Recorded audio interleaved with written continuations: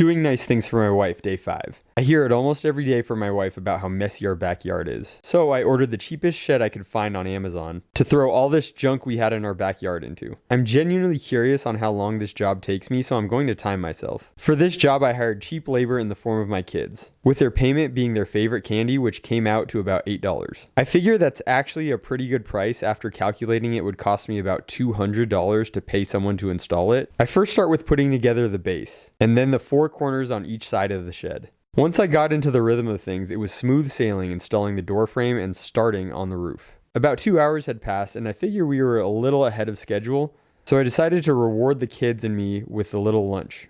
Continuing where I left off, it took about 10 minutes before I realized that the roof wasn't lining up, and I knew something about this part didn't look right. After checking my work, I realized I had installed the right panel on the left and the left panel on the right. This pretty much added almost another hour to the building process, but that's just the way the ball bounces sometimes.